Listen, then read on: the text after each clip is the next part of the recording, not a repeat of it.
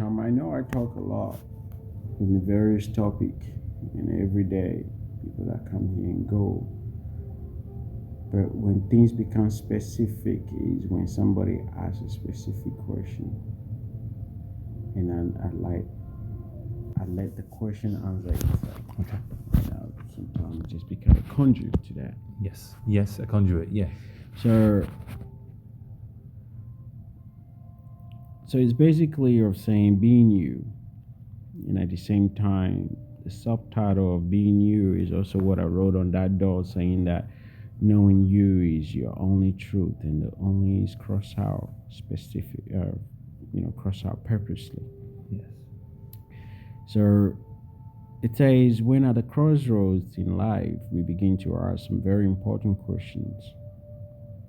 At the point I asked myself some of these questions, I said, I must be good at something. I believe I had the brain. I was one of the brightest kids in my class growing up, I was told. Yet I never finish anything I start. I'm always in the mercy of love, yet I love hopelessly. I believe I'm a good guy, so why is life so harsh on me? I gave everything I have, but when I take one, I get punished severely. So what am I supposed to do? Do nothing? Well, somehow I heard something inside me saying, do nothing and just be. You see, the purpose of my talk and discussion and art, which is also a form of communication, is not to say, look at me, but look beyond me, and you will be the witness to your own unfoldings when these become true for you. It's not to add or take anything to what you already are, rather, it's a signpost to the core of your own being, your true wisdom. A 16th century Italian sculptor Michelangelo famously said, the angel was already in the marble, and I just free it. Reveal, maybe, come to be, perhaps. For anything to appear, it must already exist. Nowadays, we are always living in a shadow of society in some form of education system, no choice to live or observe the experience ourselves.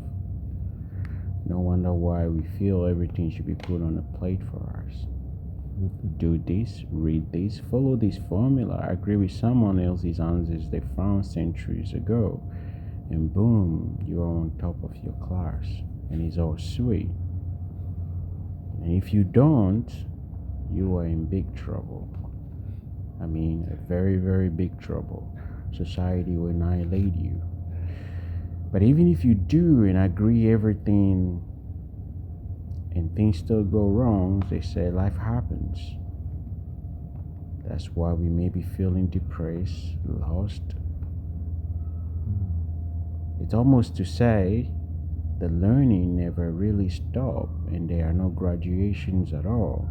We just have to do this, do that over and over again until we are no longer here. Look, this may be my greatest simplification of our beautiful life on this beautiful earth, but my main interest become, how can I authentically be me and at peace with everything that is right now, since life happens anyway. And I'm also saying you are already you, and everything else is an illusion. But this illusion is not an ordinary one, but a very important drive to your own becoming. We are the unfoldings of our true existence as well as the whole universe, constantly shaping and becoming, but right now. Your becoming is already you. And for this to become true for you, it must be actualized and felt through experience and observation, from a blank canvas to a full masterpiece. You are that masterpiece every time you use the brushstrokes of your life. I will tell you a little story. Growing up, I was surrounded by various range of people. As a young kid, I felt there are more to people than the eye could see. I saw art in human expression, beauty through the good in a hard time, and the timelessness of a human soul. At the age of 12, I stole my mom's money to purchase my very first Konica camera that would later introduce me to my passion. I had no recollection of what happened to those images. Fast forward, fast forward to 2011. I was in West Musgrave in the middle of Australia doing exploration work for a mining company. And during this time, I experienced a succession of events that will forever change the life around me. More specifically, will change the way I experience life forever. One of these events was the best sunset I had ever seen. I was so speechless that I felt there are no way I can explain this sunset to anyone. At the same time, I was thinking everyone deserved to experience the rawness of nature or the rawness of ours in this very superficial world. I pulled out my second generation iPod equipped with a camera and took a shot, but I was left with a heavy feeling of disappointment after I saw the images. I made a vow to myself that day that I'll do anything to not repeat the mistake next time I have the opportunity, or maybe the disappointment I made to say. And I also realized that my ego was hurt and was doing what it does best, plotting. Upon my return home, I went straight to Myers to buy a professional camera that I thought would do the job for me. And this was the birth of raw by nature photography, later known as the raw nature. With the camera back in my hand, I had a familiar feeling. Life feels like I was here before, and of course I was, that good old Asian mind. I pursued the passion with a single-minded action ruthlessly.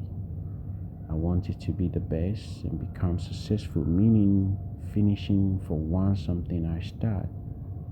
I was comparing myself with all the best photographers in the world, the best retouchers, and spending hours and hours looking at their work, shooting like them, buying all their gears. I built a studio in my home, working with models and asking them to channel those well-known supermodels rather than themselves. I had this illusion joyride. It was one hell of a dream that I must achieve, a big self-created void I must fill in order to tell society that I matter, that I'm here. Whilst on this joyride that I must achieve, everything else was falling apart around me. But guess what? It was all part of the plan though. My wife was gone, dragging my little girl along with her. Finances were digging their own big hole. Then all of a sudden, everything felt empty. This emptiness was first misunderstood at first, but somehow I stopped fighting or trying to control everything. I also stopped giving too much power to things that come after the word I. You see, for my problems to exist and matter, I must exist. Therefore, I am the boss. One day at work, one of my colleagues walked to me and told me how important I was for the team. As usual, I brushed it off. But instantly, there was a different shift. There was a vibrant, alive energy feel around both of us that I never quite felt before. I could hear him clearly, but not the word or the voice, but a feeling that felt as if we were both speaking or communicating with no gap between us. It was so overwhelming that I later shed tears just to get rid of it. Later that week, I had the same feeling again in much more subtle way while I was in my studio working with a model that I always asked to give me those looks that portray one of those highly professionals I was always looking up to. But this time things were different. We were both working in a flow, much more like the same wavelength. Everything felt so serene. The Thought Being series were born, followed by the Life series.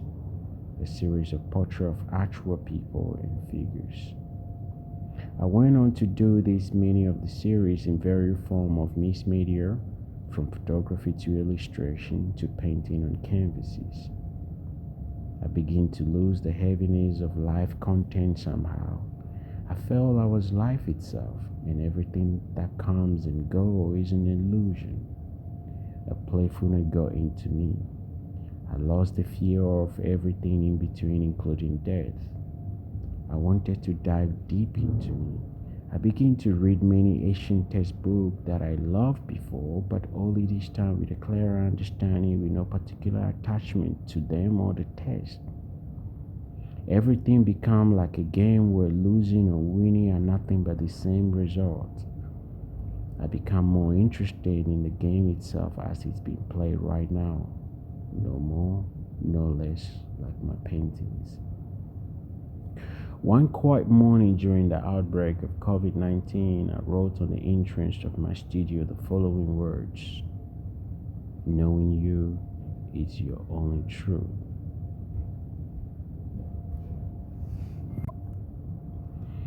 Immediately I laughed, saying this you cannot be any separate from right now and life itself. I had a bit of a flashback. I also realized that all these moments and events where I felt so serene and peaceful were moments I was completely in the present and the thinking mind subsided. And this became true for me. My gut feeling was at work, a power far more intelligent and sufficient. I also noticed I couldn't have been my becoming if life hasn't taken me through everything that I went through and everything that is right now. I become a student of life with nothing to learn or teach in a conventional sense of the word, but everything to experience and observe. At this point, everything that is authentically as it is, as consciousness expressing itself. You express you in the form of you, and me express me in the form of me authentically. This is not to be mistaken by the trendy world of do you be you of nowadays, but a whole ecosystem, you as a whole ecosystem, you as consciousness itself. Just like the parables of Jesus Christ about the big log in your own eye, which is unfortunately taking on some negative connotation, you can become comfortable knowing you and be observing you. You are the biggest body of art, the most precious abstract you will ever know, timeless and everything in between.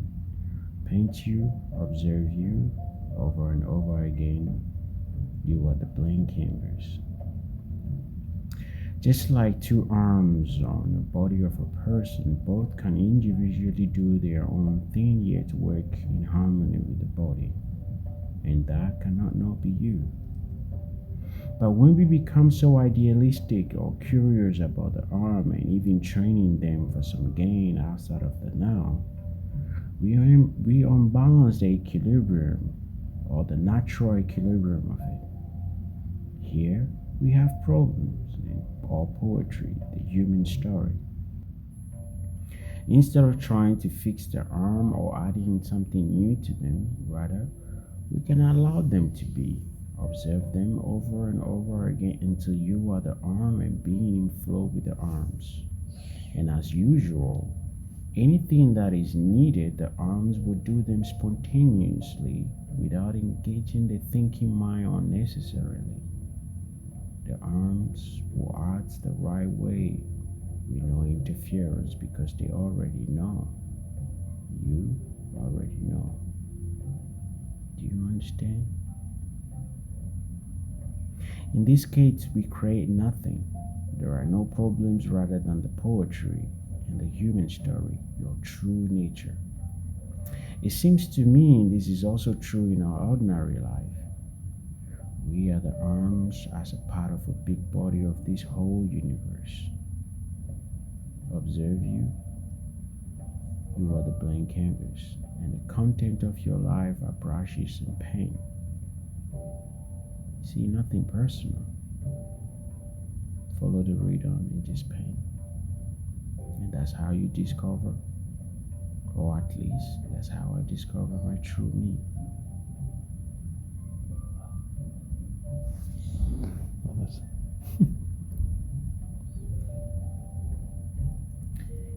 Some of these things, when I refer to as saying just being you or do nothing, it's not technically don't do anything. But it's about identifying what is primary. And we can all agree that what is primary is us, not the content of your life, not even the problems of your life, or the gains of your life. Because without you, none of those things exist.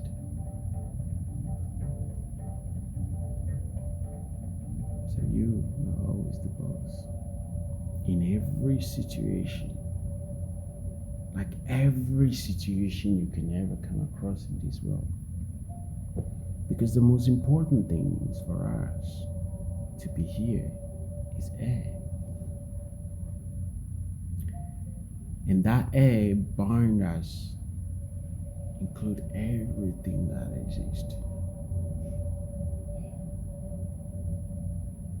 What do you have to do for air? Absolutely nothing. Even the breathing process happens by itself. The moment you start to think about breathing, you are gone, man. You're no longer, you are actually starting to die. So breathing, we can observe breathing, we can become aware of breathing, but we don't do anything about the process. It does it by itself. We can become aware of it. So if the most important thing for your existence and being here is absolutely free, like when I mean free, we don't even have to do everything for anything. What make you think or make us think anything after that need us to do anything?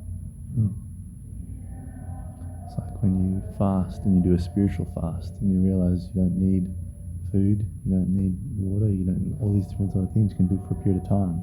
Those things are just fun. We Yeah. do it to test our humanly body. Even the Buddha studied asceticism and all the religion of his time for like 6 years. Yeah. But then he realized, oh my goodness, when I do all of that, the real work still, I have to come here and do it. I have to be me, right here, right now. Yeah. So it's like, I think I'm going to observe me. Yeah. That was the day he was proclaimed Buddha. And he turned into a Dharma. Yeah. Because when that thing is actualized, it becomes Dharma. Yeah. For me, some people, when they first hear these things, they have a selfish thought about being you, meaning you have to be. No, we are one thing, just like that air that binds us into one thing. So the moment you become authentically you are everything at the same time, and that cannot not be selfish either. It's funny, halfway through you talking, I noticed the gentleman over there and the lady over there. Before that, I didn't notice them. When you were here, you were here. Yeah. You notice everything. Yeah. When the boss is not here, everyone does everything. Yeah. When the boss is here, everything is at where it's supposed to be. So the moment you are here, everything is as it is. Yes. Try that. Yes. I love this song as well, by the way. Thank you. Yeah. Yeah. Yeah. Yeah.